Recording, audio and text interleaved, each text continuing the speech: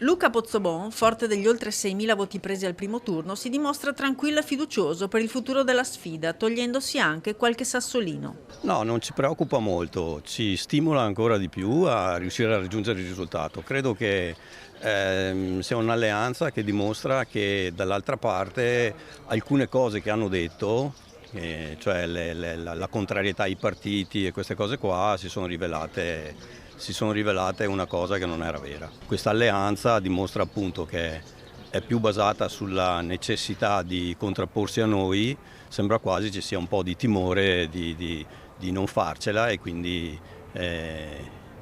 un'alleanza un po' strategica. Noi rimaniamo sulle nostre posizioni, sui nostri programmi e su tutto quello che abbiamo detto fin dall'inizio. Una mossa che ci si attendeva e che non ha visto il centrodestra manovrare per avere i voti di manente. No, noi non abbiamo fatto interlocuzioni con nessuno.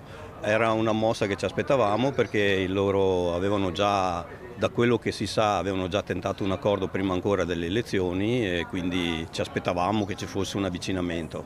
È una cosa, sì, che ci aspettavamo. Una campagna elettorale segnata dall'astensionismo che ha raggiunto il 51%, un dato da tenere bene a mente. La nostra campagna è basata essenzialmente sul chiedere agli elettori di andare a votare.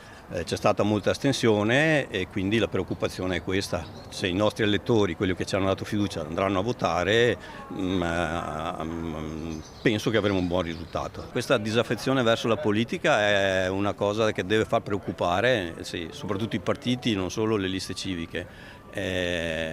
Bisogna trovare il modo di far capire, di far capire alle persone che devono avere fiducia nelle istituzioni in generale e quindi in qualche modo anche nella politica, nell'andare a votare, che è importante andare a votare. L'aria di cambiamento, sottolinea Pozzobon, è anche del centrodestra e dunque fondamentale è recarsi alle urne. C'è una voglia di cambiamento anche dentro il centrodestra, non c'è niente da nascondere, quindi noi continuiamo a puntare sul fatto che vogliamo fare, che abbiamo una nuova visione e che i cambiamenti sono possibili.